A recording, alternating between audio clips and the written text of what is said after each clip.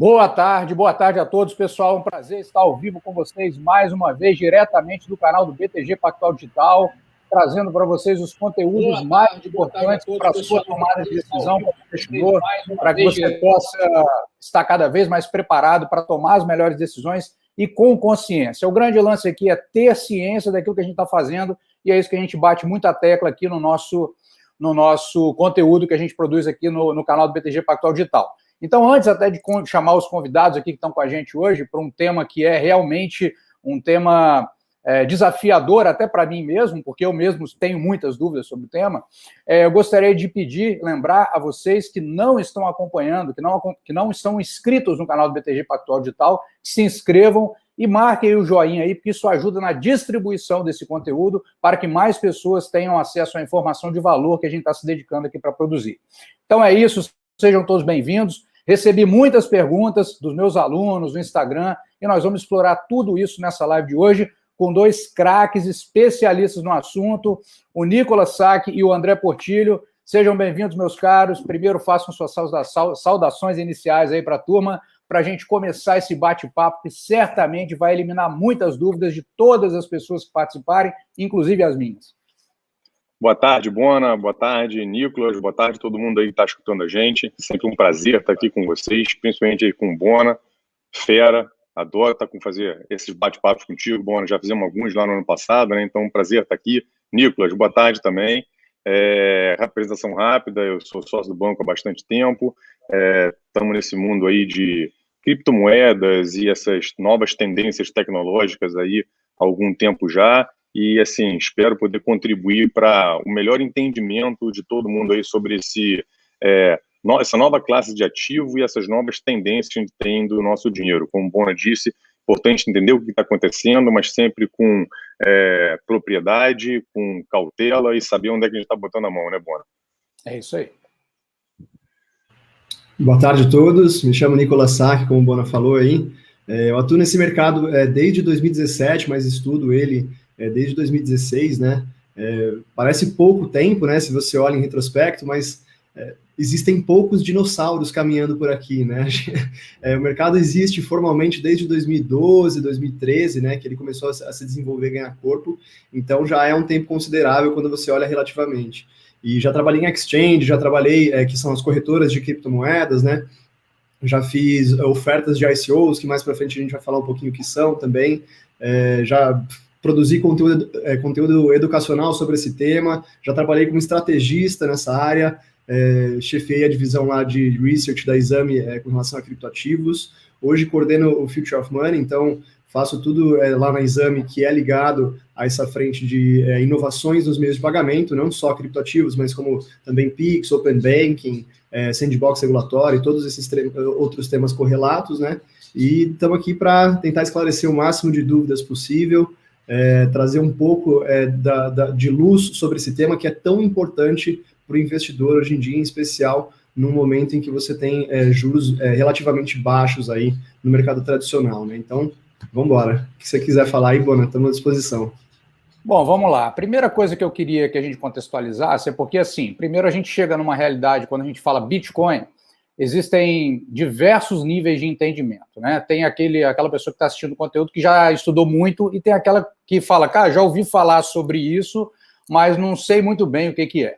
Então, eu acho que a primeira coisa seria importante a gente dar uma nivelada em termos básicos. Vou dar um exemplo pessoal. Quando eu falo com meu pai e com a minha mãe, eu falo assim, e o Bitcoin? Aí eles falam assim, hã? Aí eu falo, já sei que não estão sabendo. Mas o meu sogro, outro dia, que tem 80 anos, veio me falar de Bitcoin. E aí eu falei, bom, tá vendo como as coisas são? A gente precisa dar uma nivelada para aprofundar. Então eu queria que vocês primeiro definissem o que é exatamente o Bitcoin. Né? O que é isso, como é que ele funciona, em linhas bem conceituais, bem para as pessoas saberem de que se trata. Esse é o primeiro ponto que eu acho que a gente precisa alinhar. Tá, eu vou tentar... Contigo essa, Nicolas. Fechou. Eu vou tentar falar isso de uma maneira mais simples possível, tá? Para deixar esse papo fluir. Também não vou tentar entrar em detalhes muito técnicos. Existe uma outra hora para a gente fazer isso. Mas falando aí do Bitcoin, né, ele é um ativo que surgiu lá em 2008, né? Ele foi conceitualizado em 2008 e ele foi implementado em 2009. Isso significa que a pessoa que criou essa tecnologia, ela escreveu um artigo que dizia o que ela era lá em 2008, em 2009 esse sistema foi de fato criado, né? E esse artigo que descrevia essa tecnologia, ele era intitulado de Bitcoin, um sistema de dinheiro eletrônico de pessoa para pessoa. Então, basicamente, o que ele se propõe a ser nada mais é do que um sistema de liquidações e compensações financeiras, né? Para fazer essas compensações, ele utiliza um ativo subjacente, que é o Bitcoin, como você conhece. Então, o Bitcoin é tanto um sistema como um ativo que funciona para liquidação de operações financeiras, né? E qual que é o grande diferencial dele para os outros ativos que a gente usa para liquidação financeira, como o real, o dólar, euro ou qualquer outra moeda, que são as moedas fiduciárias que a gente chama, né? Que são pautadas na confiança e são emitidas por governos. A principal diferença é que ele segue uma estrutura descentralizada, né? Em outras palavras, ele não precisa de um banco central para funcionar e ele não precisa de qualquer tipo de instituição financeira para que as transações aconteçam. Ele pode ser transferido de uma ponta a outra sem qualquer tipo de intermediário, né? E isso tudo está ligado com essa questão da descentralização que a gente falou e com os registros também, que são feitos não por uma entidade central, mas por participantes da rede que se propõem a entregar um pouquinho de poder computacional. Hoje em dia não é mais um pouquinho, é bastantão, né? Hoje você tem grandes indústrias aí por trás do registro de transações de Bitcoin. Em troca de cederem esse poder computacional para a rede, para o registro de transações, eles são recompensados com novas unidades monetárias dentro dessa rede, né? Lá atrás, quando começou, a cada registro bem sucedido de grupos de transações, e aí por isso que a gente fala de blocos, né? Blocos, blockchain, que é a tecnologia por trás do Bitcoin, nada mais é assim, eu não gosto muito desse nome, porque blockchain, se você conhece um pouquinho de inglês, isso imediatamente te remete a uma cadeia de blocos, né? E você não tem a menor ideia do que isso significa. Mas no final das contas, nada mais são do que registros, né, de grupos de transações que acontecem nesse sistema, elencados um com o outro. Por isso que você fala em blockchain, porque são blocos de transações registrados em sequência, né? Então, o blockchain nada mais é do que um grande livro contábil e o Bitcoin funciona por meio desses registros, né? Se você olha para a estrutura geral desse protocolo, ele tem uma quantidade de unidades que podem ser emitidas que são limitadas a 21 milhões de unidades. Então, se você colocar na ponta do lápis, você consegue perceber que o Bitcoin foi o primeiro ativo digital a conseguir replicar a escassez do ouro num ambiente totalmente digital. E é por isso, aí mais para frente a gente vai falar também do porquê ele tem sido visto como uma importante alternativa de reserva de valor, essa narrativa tem crescido e tudo mais. Mas em termos gerais, o Bitcoin é essa estrutura descentralizada e esse ativo que funciona para transferência de valores para qualquer lugar do mundo, né?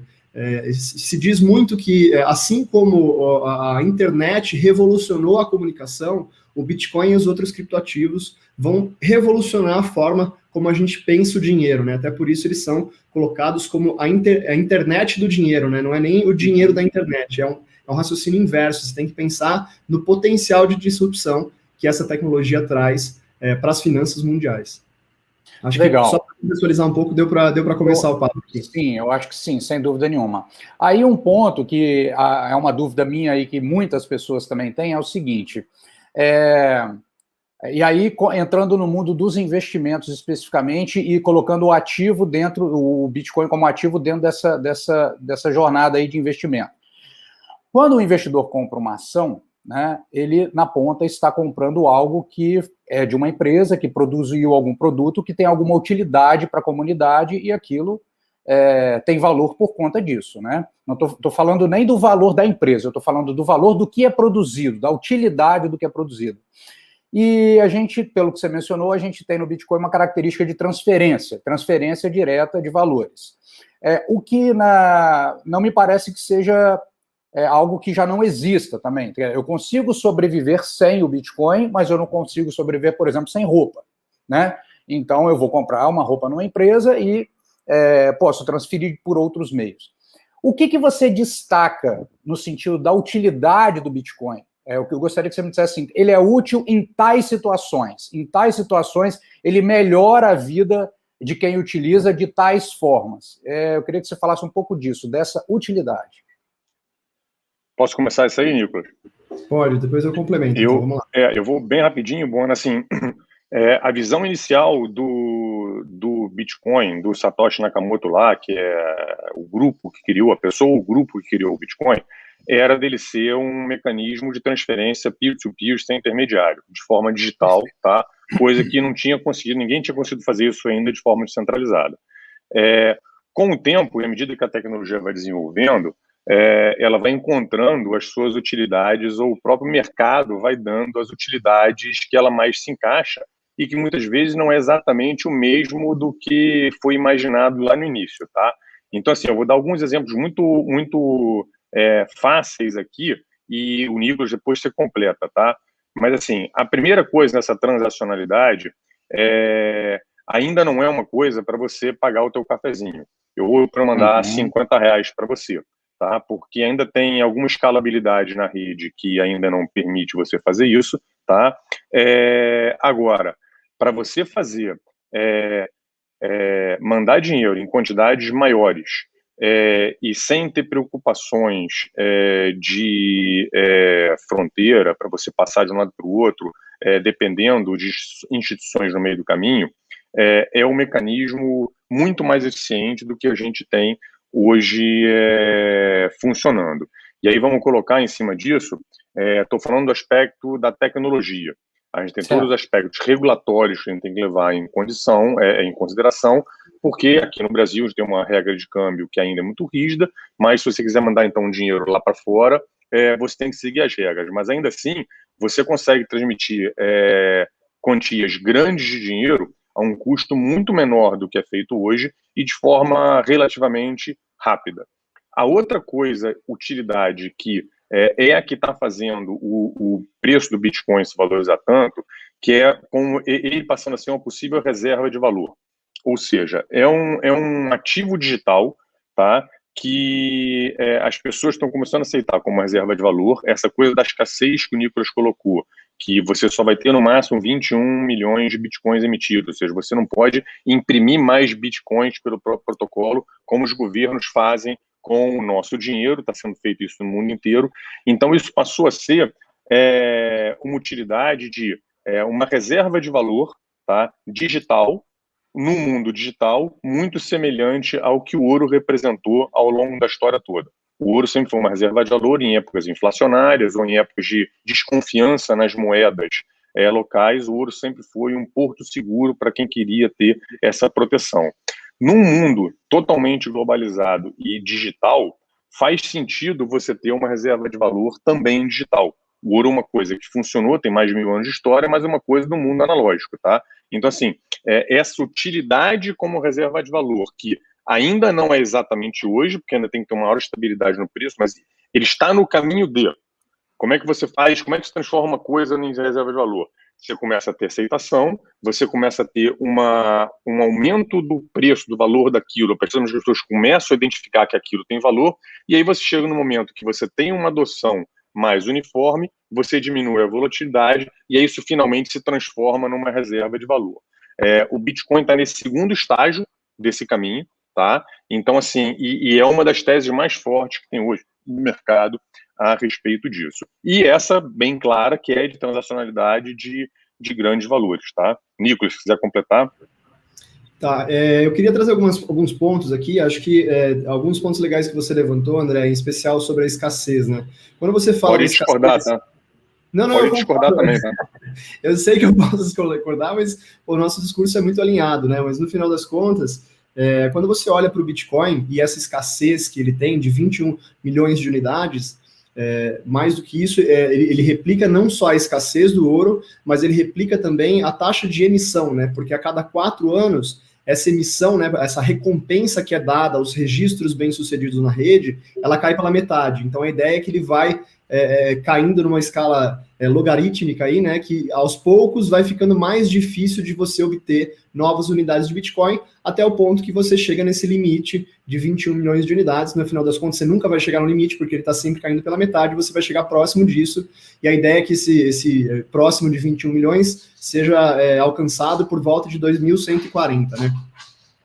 Tá, então você está falando que ele tende a 21 milhões, mas que para chegar no último vai demorar, ele vai atingir quase tudo mais rápido, mas 99,9% vai ser minerado até o ano de 2040, e aí para chegar no limite máximo vão mais 100 anos, né? Entendi. Então é um tempo bem, bem longo aí. E por que eu estou falando isso? Porque nesse sentido, quando você olha para o Bitcoin e para a escassez digital, né, que o Bitcoin ele foi o primeiro ativo a conseguir criar escassez digital, de fato, né, você não consegue replicar o Bitcoin, você não consegue duplicar ele, você não consegue falsificar. Quando você olha para o conceito de escassez digital, ele é inclusive superior à escassez física, né? E por que eu estou falando de escassez aqui? Porque quando você olha historicamente para o que a humanidade atribui valor de fato, né? O que é um dinheiro valioso, o que é um ativo valioso? Ele possui algumas características, né? Ele costuma ser um ativo escasso, ele costuma ser um ativo de difícil obtenção e ele costuma ser um ativo que dura no decorrer do tempo, ele tem longevidade, né?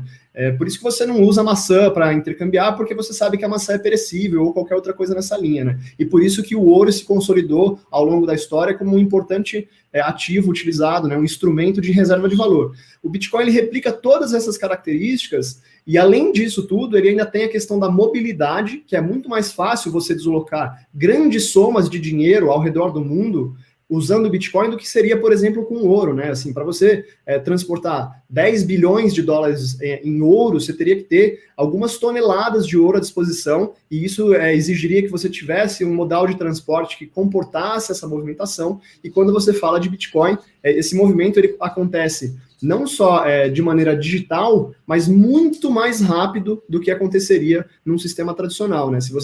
Quem já teve a experiência de mandar recursos para o exterior, sabe que uma operação costuma levar algumas semanas, né?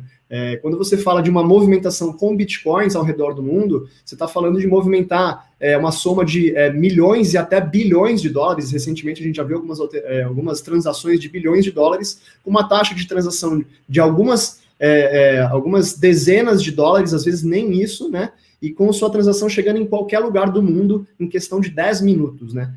Com algumas confirmações aí, às vezes 20, às vezes 30 minutos para chegar. Então é uma diferença muito grande no sistema, e mais do que isso, o Bitcoin ainda tem uma questão de transnacionalidade, né? Você não precisa atribuir uma figura que governa esse ativo. Essa figura não existe.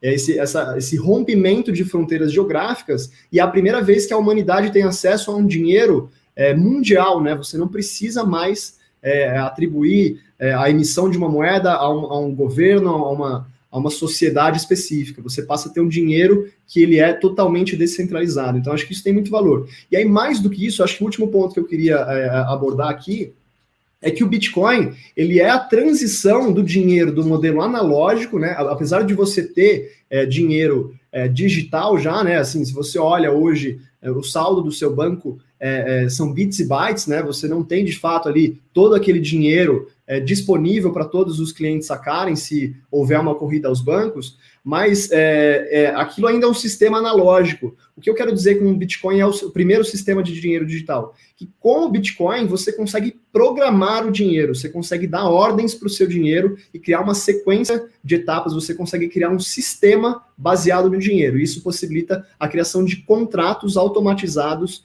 que envolvem a ligação com dinheiro. Acho que isso é um valor incomensurável, né? Assim, é um salto tecnológico muito grande, é uma mudança de paradigma. Legal. Agora, tem algumas perguntas aqui que a galera manda também, que acho que é uma dúvida muito comum, que é assim, hoje muita gente fala assim, olha, fala inclusive para mim, aí, Bona, você falou que não sabia muito bem e o negócio já disparou, agora já valorizou, e agora o que você acha, né?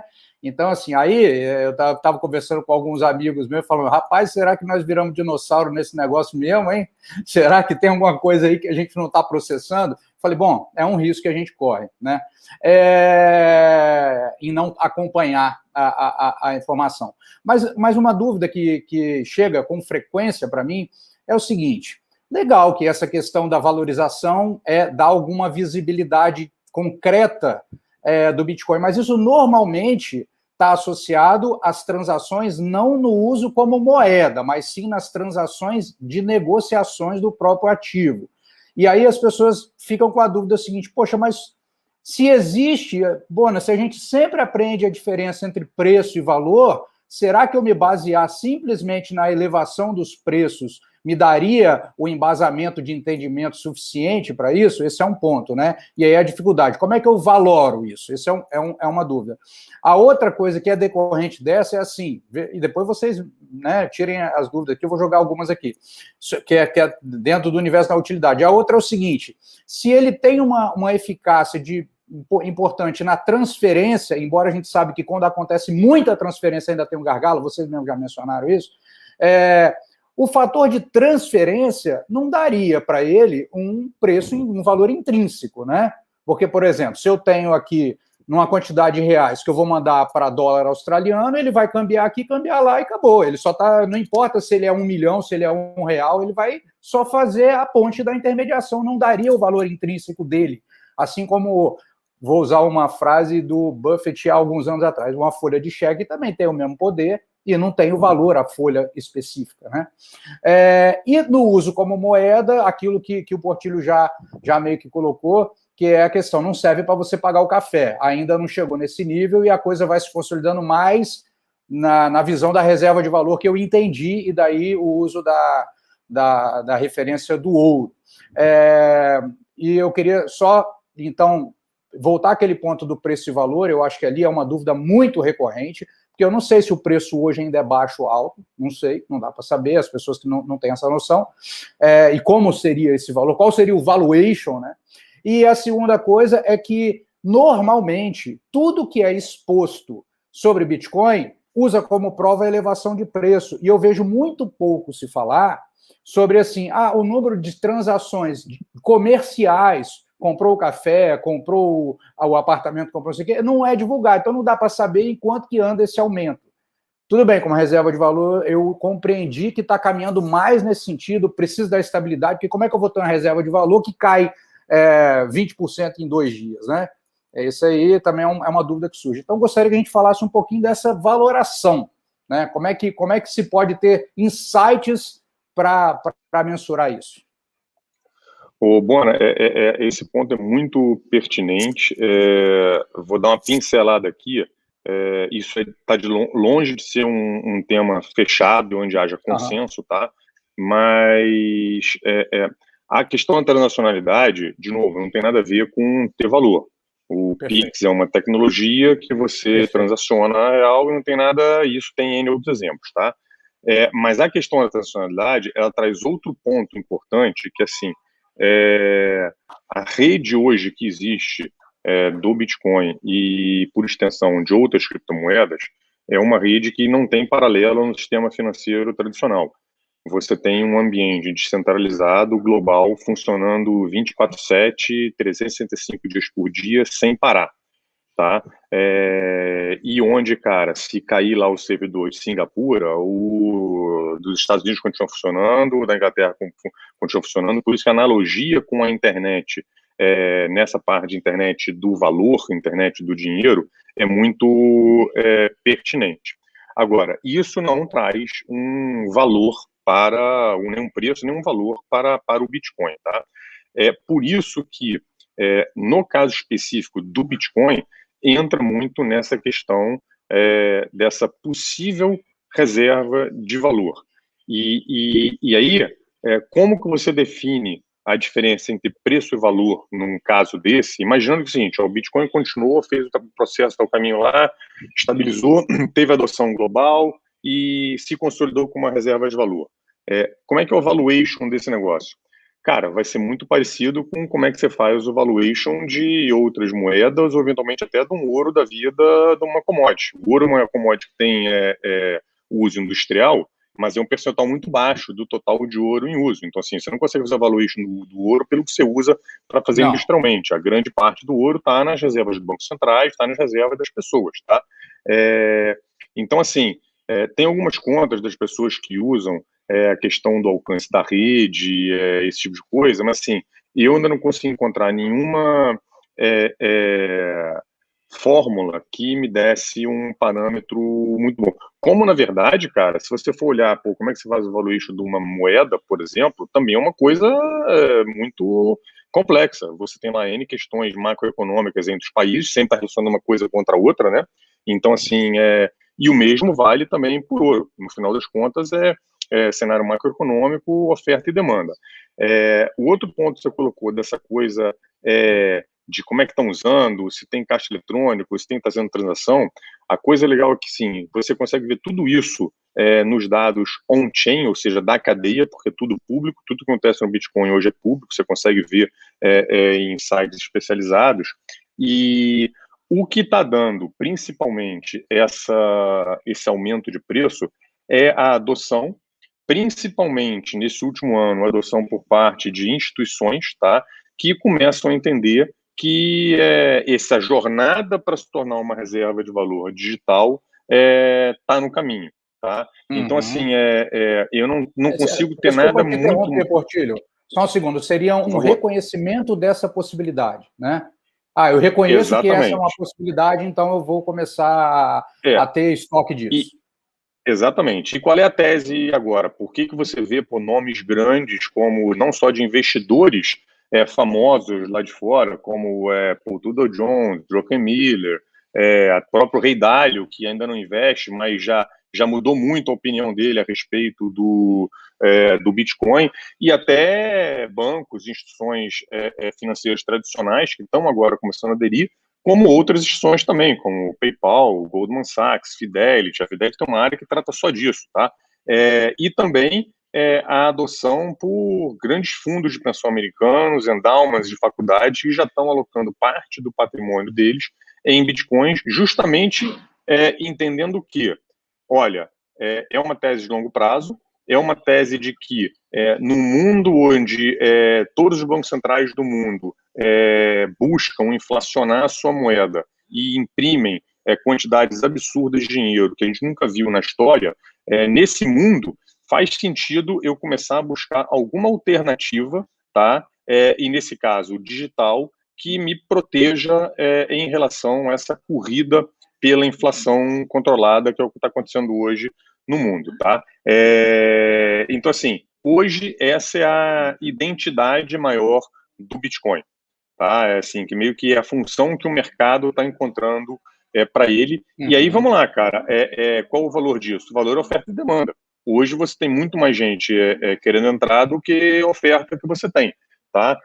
Em teoria, você continua tendo um aumento de preço até o ponto de que você tem o equilíbrio de oferta e demanda e o mercado encontrou o preço para aquele momento, aquilo ali. E, de novo, nada mais diferente do que acontece com ouro ou outra commodity. E eu prefiro até...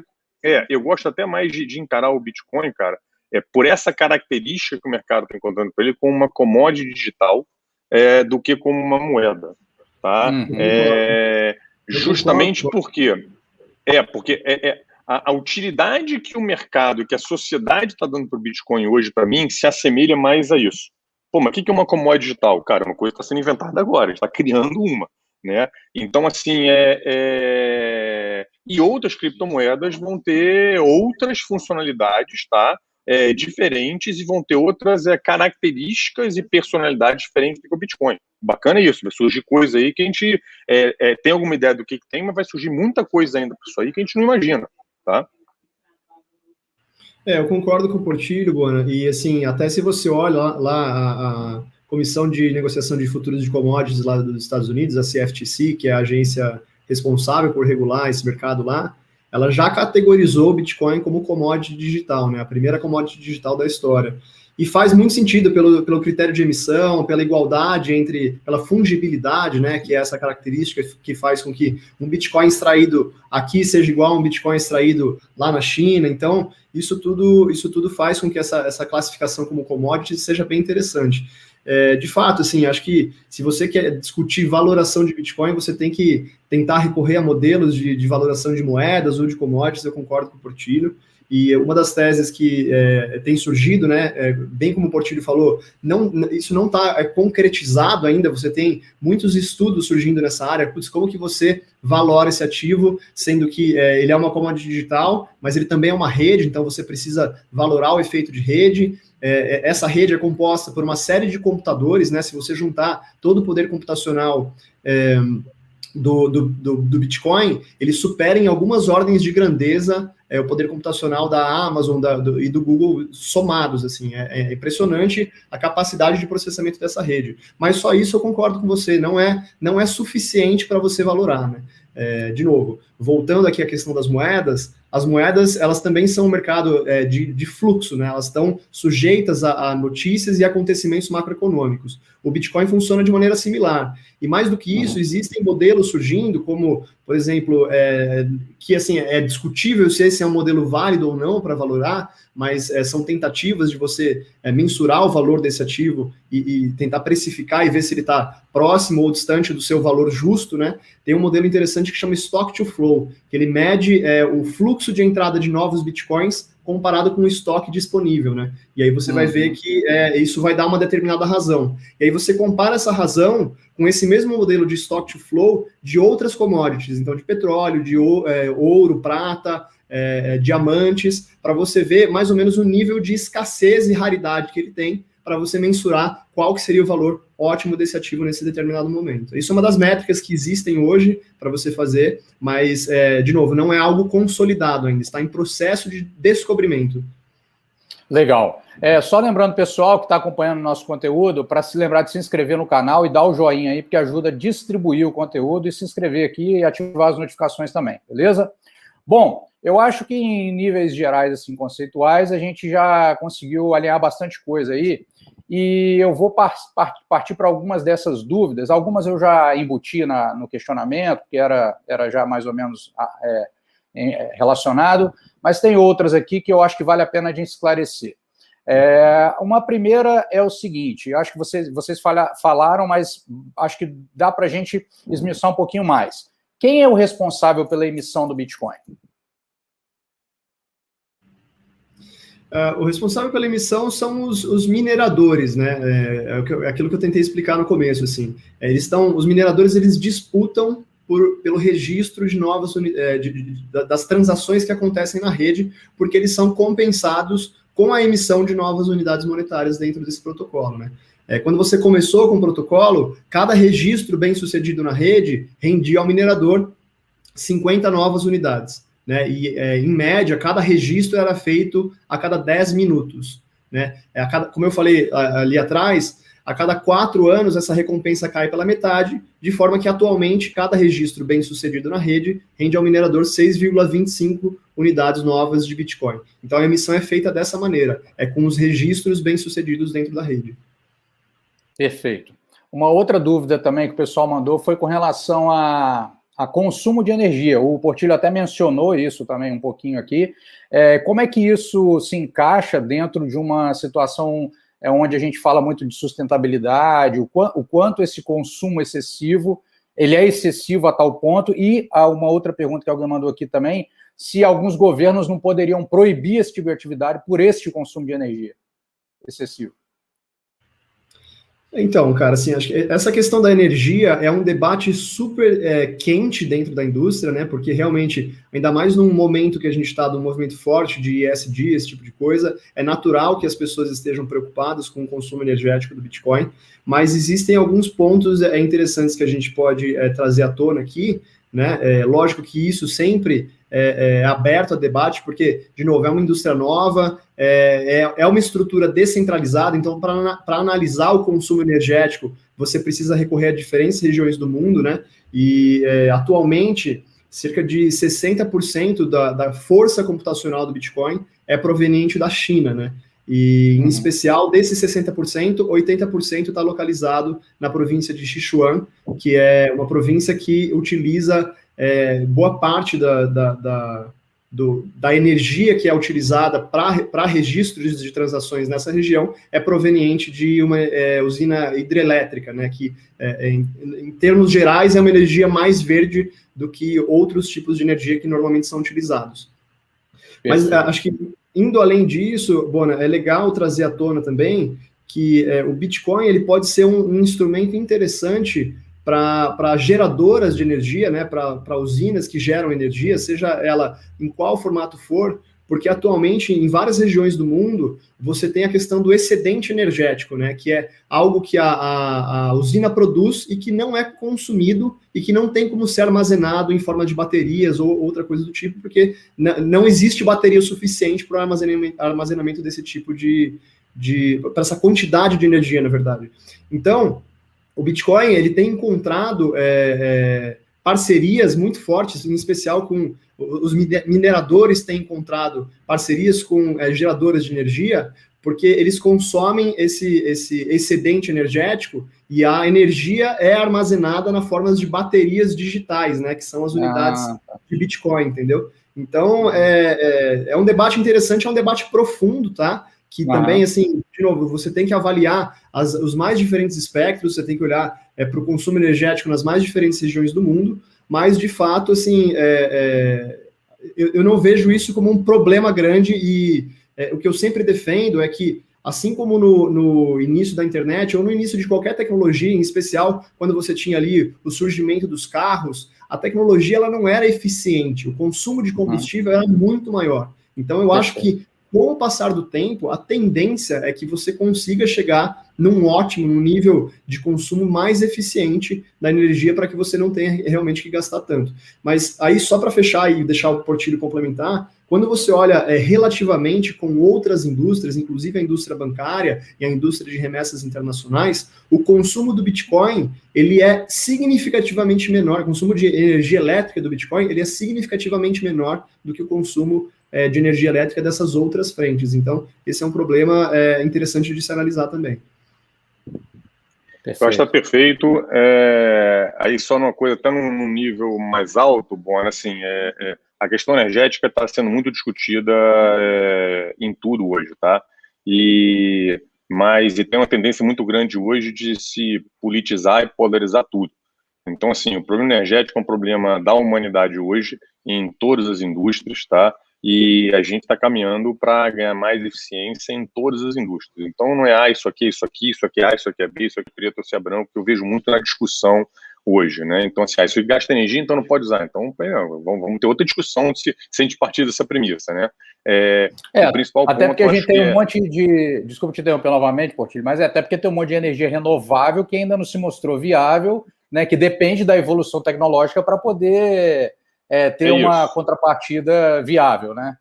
É isso. E os pontos que o Nicolas falou são muito pertinentes. Se usa muito energia que você não utilizaria de outra forma, ou seja, você plugou a mineradora em cima de uma geradora que, 20% da energia dela não seria usada. Então, você está ganhando mais eficiência em cima daquela energia que você não usaria. E outra que é a evolução natural que a gente vai ter no mundo inteiro. Eu vejo muitas visões catastróficas aí sendo pintadas no geral, porque isso dá manchete, mas eu ainda sou um otimista ainda na capacidade humana de resolver os problemas, tá? Uhum. Eu estudei no colégio a teoria do Malthus, que falava que não ia ter comida para todo mundo, entendeu? E a gente sabe que a produtividade aumenta conforme a gente vai, as pessoas param para resolver o problema. Então, assim, eu sou otimista nisso aí. Sempre que o ser humano para resolver um problema e põe recursos nisso, até hoje na história ele resolveu os problemas. Tem uns topos e vales, né, que é o normal, mas assim, eu acho que a gente vai melhorar em tudo, exatamente. Bom, tem um outro ponto aqui que a galera mandou, que é mais sobre negociação, assim, como é que o cara, são 3 aqui que eu vou meio que agrupar numa só, porque tem a ver com a pessoa realmente tomar uma decisão e investir em Bitcoin. Por exemplo, uma pergunta aqui, como é que ele converte o Bitcoin em dinheiro, se ele vai comprar e vender em alguma corretora, se ele faz no BTG. Tem outra aqui que diz o seguinte, como são as corretoras, como é que eles funcionam, e a outra aqui que eu achei o seguinte, de onde as corretoras tiram dinheiro para pagar no caso de venda. Aí aqui eu acho que vale a pena, ele mesmo já sugeriu a resposta aqui, é como se fosse uma bolsa, compra e venda entre os usuários, né? Só uma visão geral sobre esse tipo de coisa, essas 3 colocações aí para a gente jogar um pouquinho de clareza aí na história. Quer falar, Porte? O que eu falei? Pode falar, pode falar. Existem, assim, atualmente hoje você consegue acessar o mercado por meio dessas bolsas, né, que é diferente do sistema tradicional que a gente está acostumado, elas são bolsas e corretoras, né, então cada uma tem o seu, desculpa, cada uma tem o seu espaço de mercado ali, e funciona exatamente da mesma forma, né, você tem numa ponta compradores, na outra ponta vendedores, e você consegue acessar o mercado dessa forma. Então, da onde ela tira o dinheiro, na verdade, não é ela que tira o dinheiro, ela só intermedia as operações, né, entre compradores e vendedores. E aí, com relação às formas que você falou, que formas existem para você acessar esse mercado? Eu vi muito dessa pergunta também aqui no chat, né?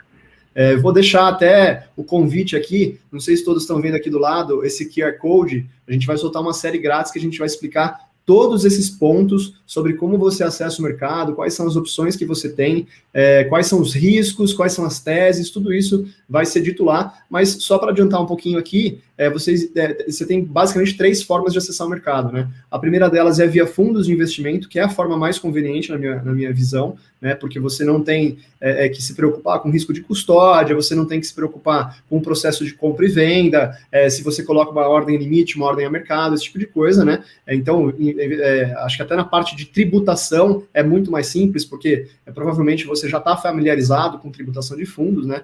Aqui no BTG a gente já tem esse modelo de fundos de cripto, então vale ficar de olho nisso também. E mais do que isso, você pode ir por meio das exchanges, né, que são essas bolsas, essas plataformas de negociação de criptoativos, que aí o processo basicamente muito semelhante ao de você fazer um cadastro numa corretora. Você coloca seus dados, envia seus documentos, é aprovado ali pela parte de compliance da empresa, então você efetua o seu primeiro depósito e faz a sua primeira compra abrindo uma ordem, enfim, um processo que boa parte dos que estão aqui já conhecem. E aí, acho que o último modelo, que é o menos convencional, é o peer-to-peer, né, que você compra diretamente de uma pessoa que tem um ativo, você precisa ter uma carteira própria, e aí essa pessoa vai transferir da carteira dela para a sua carteira. Então, são basicamente essas 3 formas que você tem de acessar esse mercado atualmente. Qual que era a outra pergunta? Não sei se eu perdi aqui. Não, é isso mesmo, tá no bolo das perguntas, é isso aí. Uma coisa que você mencionou aí, na questão do fundo, que eu achei que ela vê se eu entendi correto, porque tem uma dúvida também que a galera mandou, e está aqui anotada aqui nas minhas notas aqui, que é o seguinte: mas, Bona, eu não tenho a segurança da propriedade. Se eu tiver passar um mal, perder minha memória, esquecer onde é que está a senha, nem lembrar mais que eu tenho isso, né? Como de vez em quando a gente vê uns casos aí na mídia que acontece aí um ou outro, perdi minha senha, esqueci, não sei onde eu anotei e tal. E o acesso depois a isso. Quando a pessoa compra diretamente, ela tem que ter a guarda disso, inclusive algumas preocupações surgiram com relação à herança, né? Eu tinha lá milhões de reais em Bitcoin e aconteceu um acidente de carro que acabou.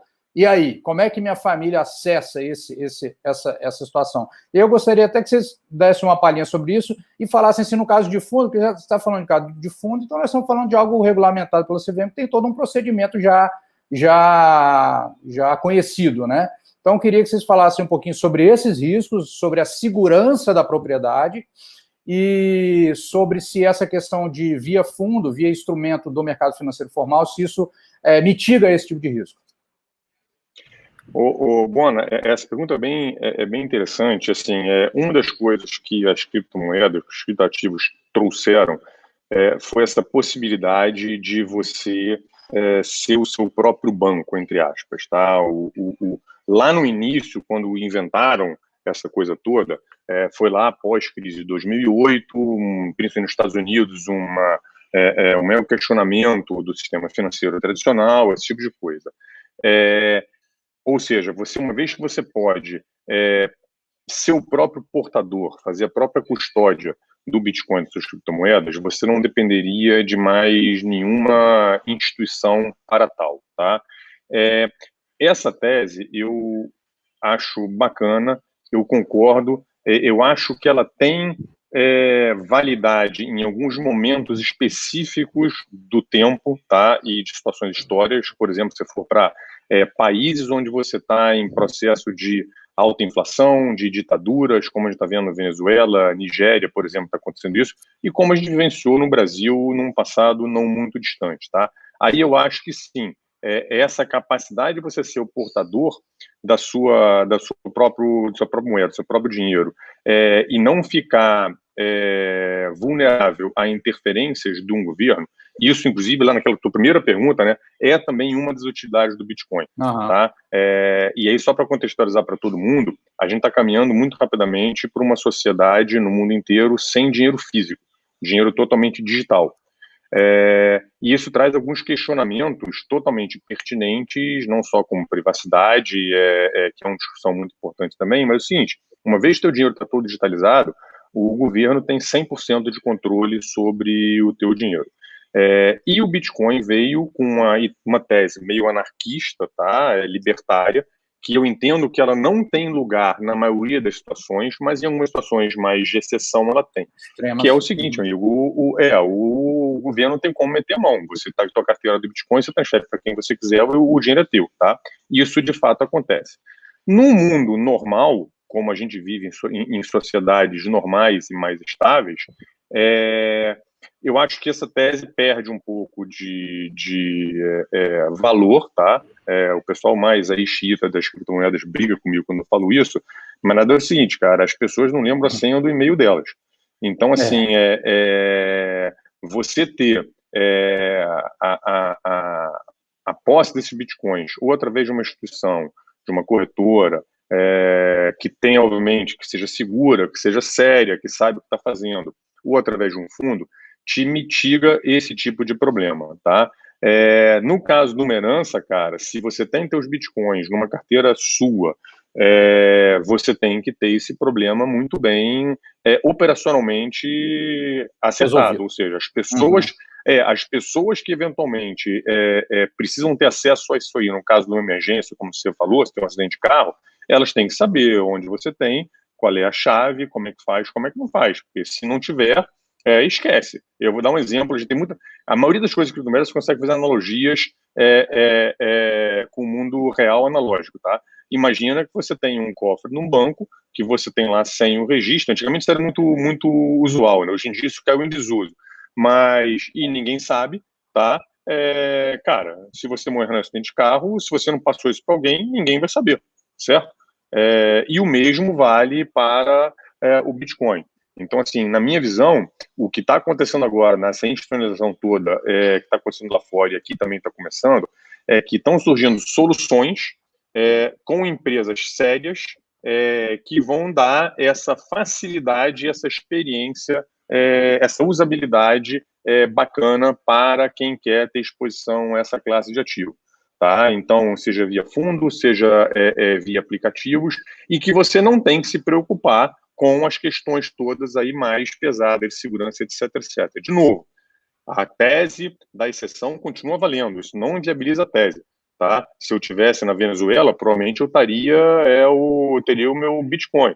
Se a gente estivesse no Brasil, lá nos anos 90, com hiperinflação, quando todo mundo usava dólar, provavelmente, se essa situação acontecesse hoje, você não ia estar comprando dólar, você ia estar comprando Bitcoin, entendeu? Então, assim, isso tudo continua valendo, mas numa sociedade normal, essa institucionalização vai dar para fazer isso, tá? Perfeito. Fala, Nicolas. Não, assim, eu só ia comentar, assim, essa questão da custódia é uma questão delicada, é bacana você ter levantado essa bola, porque realmente, assim, esse tipo de coisa acontece, né, de você perder acesso. Teve, inclusive, o dono de uma exchange que morreu e o Bitcoin de todos os usuários foi perdido para sempre, né, mas isso é um problema que já vem sendo endereçado na indústria há bastante tempo. Esse tipo de caso, quando você olha para eles de fato, eles são datados de mais tempo, né? A maior parte dos casos é lá de 2010, 2012, né? Agora, de um tempo para cá, o cenário já mudou, né? Então você tem, inclusive, o Portino mesmo falou de empresas que oferecem não só custódia para os clientes, né, custódia institucional mesmo, que eles vão dividir essa responsabilidade com você, mas eles também têm os serviços de compartilhamento de responsabilidade sobre a gestão das chaves, né? Mesmo que você queira fazer custódia ao portador, você não precisa mais se preocupar em fazer essa gestão de chave sozinha, você já tem empresas que te auxiliam nesse processo, né? Então, acho que o mercado vem amadurecendo nesse sentido bastante, né? Aí, se você fala de armazenar criptomoedas, poxa, como que você pode fazer? Você pode fazer por conta própria, né? Você pode optar por fazer e não passar para ninguém, você pode memorizar a sua chave de acesso ali, você pode anotar isso e guardar num cofre, tem uma série de formatos que você pode fazer. Você pode adotar uma estratégia híbrida, né? Que vai fazer uma parte na corretora, uma parte na sua carteira própria, ou você pode armazenar na própria exchange, mas para fazer uma gestão eficiente de riscos, o ideal é que você dilua essa posição em várias bolsas diferentes, porque aí você não concentra todos os seus ovos numa mesma cesta, né? Se uma exchange for hackeada, você não perde todo o valor que você tem em criptoativos. Mas ainda assim, a melhor maneira de você armazenar criptoativos é contando com estruturas de fundos de investimento que tem um grau de segurança que a pessoa física nunca vai chegar, entendeu? Assim, o grau de segurança oferecido pelas custódias institucionais é de um nível, assim, extremamente alto. A régua é muito alta, justamente por transações feitas com criptoativos serem irreversíveis. Então, a gente está falando de chaves que são armazenadas, né? Elas são geradas num ambiente hermeticamente fechado, né? Numa gaiola de Faraday. Elas são fracionadas ali para que nenhuma pessoa tenha acesso integralmente a essas chaves. Essas frações são separadas para regiões geográficas diferentes no mundo, e para você fazer uma movimentação, você precisa de coordenação entre as partes que detêm a propriedade dessas frações de chave, né? Então, assim, esse tipo de custódia a pessoa física não consegue fazer, entendeu? Ou se consegue fazer a um custo muito proibitivo para a maioria das pessoas. Então, eu acho que, assim, em termos de custódia, a melhor opção que se tem hoje é ir via fundos. Perfeito. Então, na verdade, tem as modalidades de custódia que cada um prefere, né? E como vocês sugeriram, posso escolher mais de uma conforme o meu nível de conforto pessoal. Perfeito. E de novo, Bona, a grande maioria das coisas em criptomoeda tem analogias com o mundo real, tá? Eu uso muito isso e, de novo, você pode custodiar seu próprio dinheiro. Ninguém faz mais isso hoje em dia, mas antigamente era normal. O cara pegava o dinheiro e botava debaixo do colchão. Não sei se você lembra aí, anos 90 aí, o pessoal tinha dólar guardado em casa. Sim, entendeu? Sim. Então, assim, não é nada diferente do que você ter os bitcoins na tua wallet ali. É muito análogo, só que você transporta do mundo analógico para o mundo digital. O Bona, não sei se você vai cobrir, eu estou vendo muita pergunta aí falando a respeito de volatilidade, esse tipo de coisa. Se tiver um tempinho, eu queria falar muito rapidinho sobre isso aí, se você achar que faz sentido, tá? Não, eu acho que faz sim. Eu só tenho uma última aqui que eu queria cobrir, que é o seguinte, tá, legal, entendi o processo e tudo, né? O investidor está pensando, entendi e tal. Mas o que difere uma cripto de outra? Por que o Bitcoin, por que não outra? Inclusive, eu vi uma vez, nas postagens do Twitter, o BTG Digital sempre posta lá os índices no fechamento do mês e tal, e a galera começou a falar, vocês não estão colocando o Bitcoin aí não, né? E aí, eu pensando com meus botões, mas o Bitcoin é um ativo também, deveria ser o índice de criptomoeda. Então, assim, existem diferenças significativas, por que o Bitcoin, por que não outra? Como é que isso pode ser importante também nesse posicionamento do investidor? E aí, depois a gente entra na volatilidade. Tá. Vou dar como eu uso no meu mapa mental para isso aí, tá, Bona? As pessoas tendem muito, inclusive, a colocar tudo no mesmo saco, porque a tecnologia é parecida, tá? E tem N criptomoedas aí no mercado e elas atendem a funções muito distintas. Então, embora a tecnologia seja semelhante, são bichos bem diferentes. Na minha cabeça, eu separo em 3 categorias, tá? Você tem o Bitcoin, que é o principal expoente, que assim, é uma nova classe de ativo. Eu considero, nessa que eu falei de uma commodity digital, o Bitcoin está se tornando cada vez mais um ativo macro. Então, um Bitcoin vai estar nos portfólios das pessoas, da mesma forma que a pessoa tem ouro, tem prata, tem óleo, tem S&P, é um ativo macro global. ponto. Tá? E essa está sendo a função dele, porque ele pode vir a ser reserva de valor, você pode especular, você pode operar o valor dele contra outros ativos, exatamente o que acontece com os outros ativos macro. Numa segunda categoria, tem todas as criptomoedas que são os protocolos, que são os computadores da rede. O que é isso? São as criptomoedas que você permite programar e construir aplicações em cima dela. Tá? As principais são o Ethereum, tem o Polkadot e tem outras também que permitem isso. Tá? Em cima disso, você cria smart contract, você consegue criar aplicações em cima disso, meio que numa rede de computacional distribuída. Tá? Ou seja, elas prestam a você fazer outras funções em cima disso aí. É o dinheiro programado. Numa terceira categoria, que ainda está embrionária, nem acho que é o ponto de a gente entrar muito nela aqui, mas que é o que tem a maior possibilidade, na minha opinião, de disruptar o mercado financeiro tradicional, é o que chamam de DeFi, Decentralized Finance, ou seja, finanças descentralizadas, que são todas as criptomoedas que estão vindo com o objetivo de substituir funções financeiras que existem hoje no mercado tradicional, mas sem intermediário. Então, é você fazer... eu brinco assim, é o carro sem motorista das finanças, tá? Então, é você fazer um seguro, ser uma seguradora, você fazer uma corretagem, ser uma corretora, você fazer um investimento sem um cara no meio do caminho. De novo, isso ainda é muito embrionário, tá? Mas no meu mapa mental, eu tenho essas 3 divisões desses grandes grupos, tá? O Bitcoin, para mim, é o que está mais consolidado e, assim, já é uma classe nova de ativo, tá? Ou seja, não dá mais para você desconsiderar o Bitcoin como uma classe de ativo, e essas outras duas que também você pode considerar como ativos a especular, mas sim, elas vão ter funcionalidades bem diferentes e bem distintas do Bitcoin. Eu adicionaria uma quarta categoria aí, Porte, que são os tokens, né? Que existem diferentes tipos de tokens. E se você pega ao pé da letra, token significa ficha, né? Historicamente, as fichas foram utilizadas para uma série de coisas, né? E no contexto de blockchain, elas são representações digitais de valor, né? Que rodam em estruturas descentralizadas. Então, o que você pode ter de token? É tudo que você imagina, assim. Então, você está falando desde esse movimento mais recente que surgiu, que muitos de vocês provavelmente ouviram falar sobre os NFTs, né? Que são artigos colecionáveis, artes digitais, cards colecionáveis de NBA, uma série de outras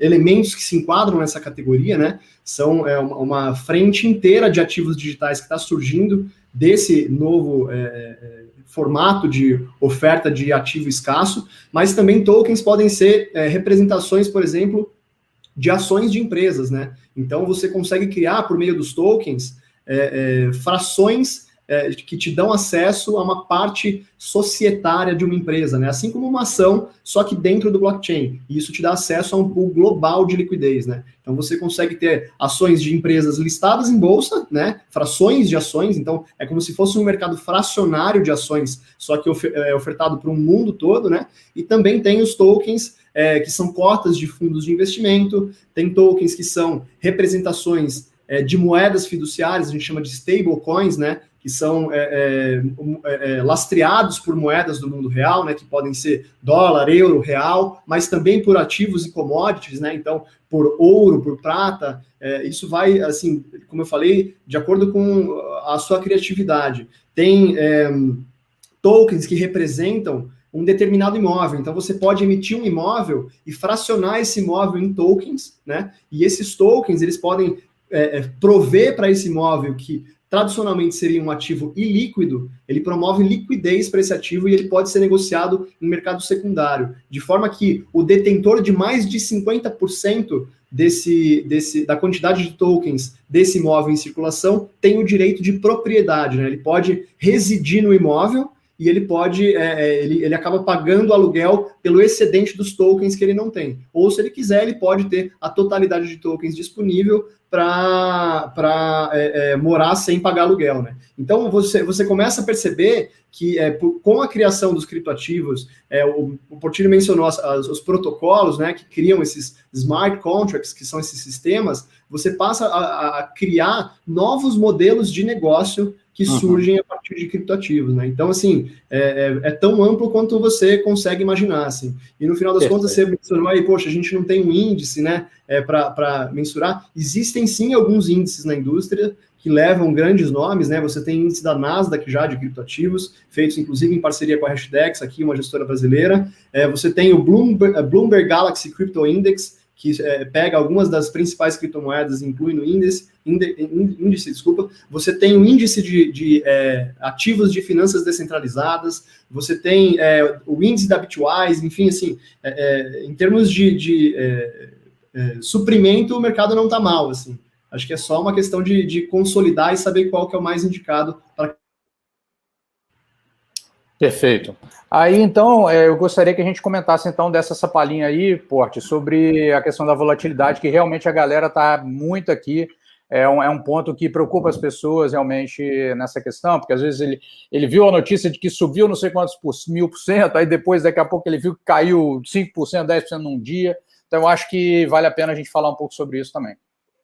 Tá, muito rapidamente, Bona, eu vou dar duas considerações nisso aí, tá? A primeira é o seguinte,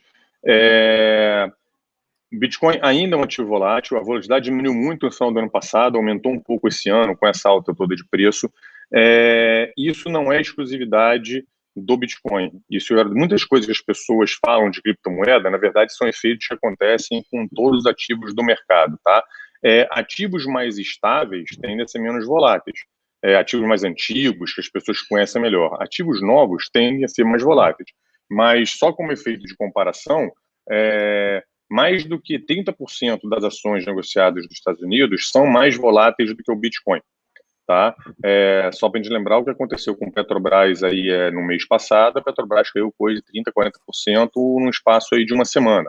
Então, assim, a volatilidade é uma característica de vários ativos que a gente tem. Em março do ano passado, há um ano atrás, quando a gente teve os primeiros fechamentos por conta da pandemia, a Bolsa caiu, teve circuit breaker 6 dias seguidos em 2 semanas. Então, assim, depende muito das condições.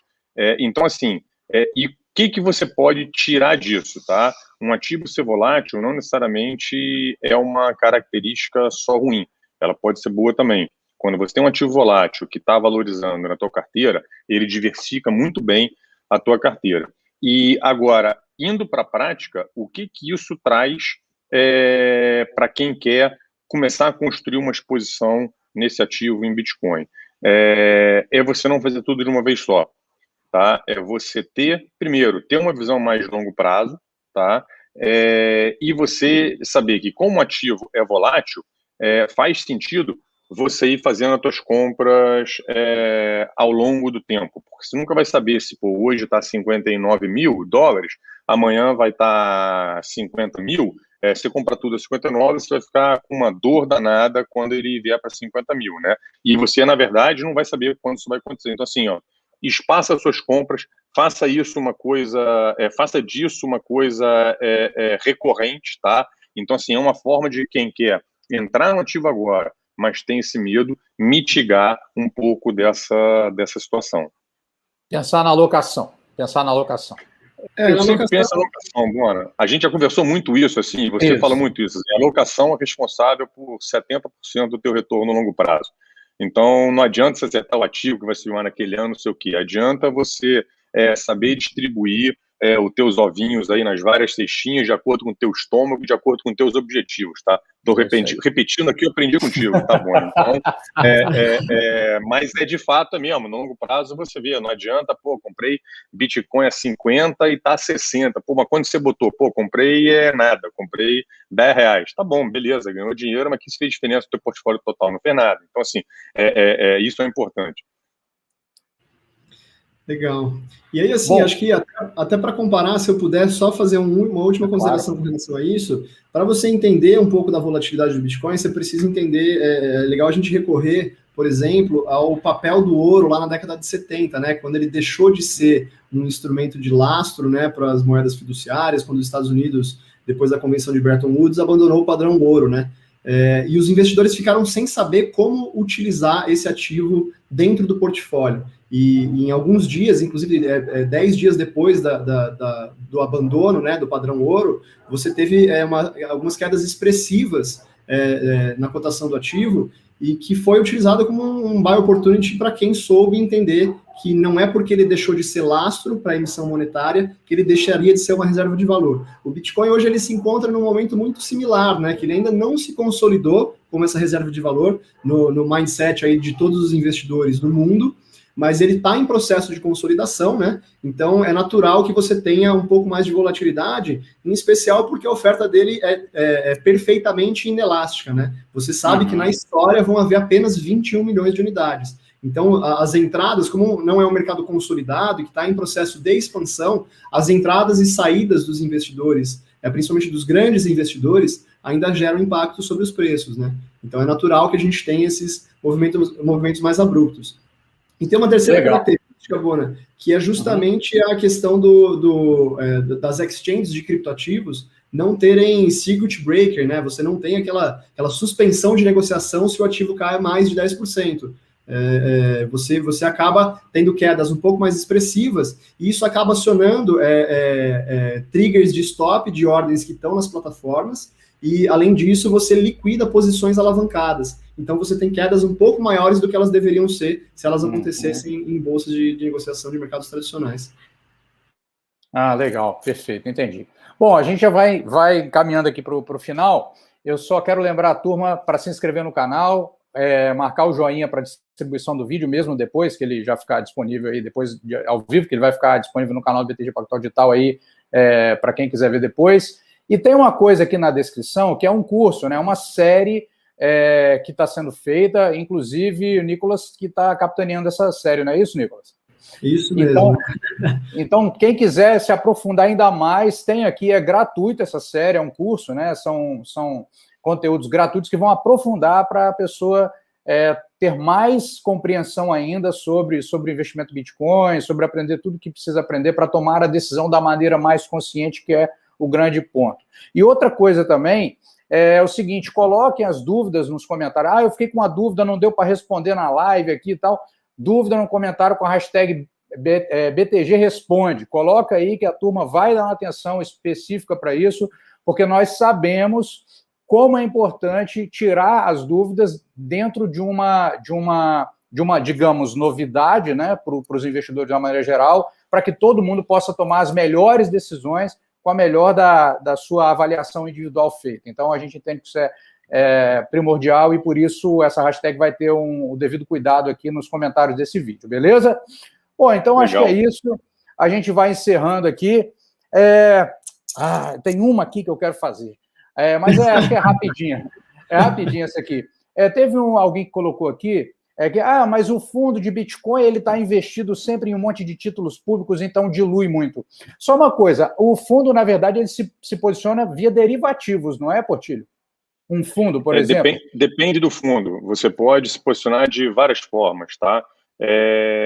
E tem questões regulatórias aí da CVM de quanto você pode investir dependendo do cliente que vai acessar esse ativo, tá? Então, assim, a gente tenta sempre posicionar o fundo de acordo com o tipo de cliente que vai acessar e com a regulamentação que está vigente, tá? O problema dos derivativos, dos fundos que se posicionam em cima de derivativos em Bitcoin, é que você ainda tem algum descolamento entre os derivativos, principalmente os contratos futuros, e o preço spot do Bitcoin, tá? E isso pode dar um descolamento em relação à valorização do Bitcoin e dos derivativos, tá? Então, assim, você pode ter fundo alocado só no spot, você pode ter fundo alocado só usando derivativos também, tá? Então, assim, tem para todos os gostos. E você vai ter fundos que são 100% em Bitcoin e você vai ter fundos que aplicam apenas uma parte em Bitcoin, um percentual que é um fundo que, assim, para quem está com medo ainda de volatilidade, esse tipo de coisa, é um bom instrumento para você começar a acompanhar como é que está indo, acompanhar como é que está indo. Então, assim, eu acho que, assim, cada produto para um estômago diferente, para um objetivo diferente, tá? Perfeito, perfeito. Bom, pessoal, respondeu ou não? Sim. Eu acho que eu fiquei muito confortável com as informações de vocês aqui, pude colocar minhas dúvidas, sabendo que eu não ia tomar pancada. Foi muito legal. Obrigado pelos esclarecimentos. Foi ótimo. Nicolas, foi excelente. A turma também, eu trouxe aqui, essas dúvidas não eram minhas, foram de alunos, foram de gente na mídia social. Fiz uma coletânea, meio agrupei algumas, né, para a gente poder realmente fazer com que, uma vez que tome a decisão, tome da maneira mais consciente possível. Então, a gente vai encerrando. Se vocês quiserem fazer a saudação final aí, fique à vontade aí para a turma. Quero agradecer, fazer um jabá, que além do canal do Bona e do BTG Digital, que trazer um conteúdo de primeiríssima qualidade aí para todo mundo, há bastante tempo já, né, Bona? Você está nessa aí com a gente há muito tempo.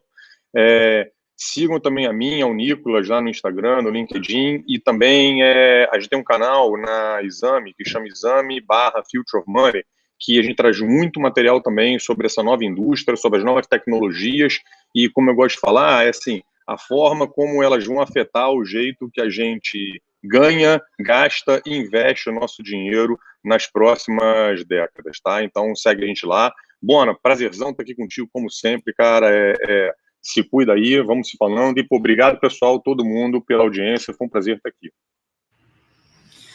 Valeu. Eu queria, cara, deixar aí também o agradecimento ao Bona e deixar uma provocação para todos que nos ouvem aqui, de alocarem pelo menos uma parcela do patrimônio, né, algo em torno de 5 ou 10% em criptoativos, porque isso pode trazer um retorno maior ajustado ao risco dentro da sua carteira de investimentos. Não precisa colocar muito, coloca 5 a 10% já é suficiente, você vai ter um pouco de exposição, vai sentir o que é esse mercado e vai entender se ele é para você ou não. Quando você olha para dados estatísticos de correlação e tudo mais, você vê que faz muito sentido alocar uma parcela pequena do seu portfólio em Bitcoin e em criptoativos em geral. Então, deixo aqui o convite e a provocação e agradeço a você, Bona, mais uma vez aí pelo convite e ao André pela participação. Valeu, pessoal.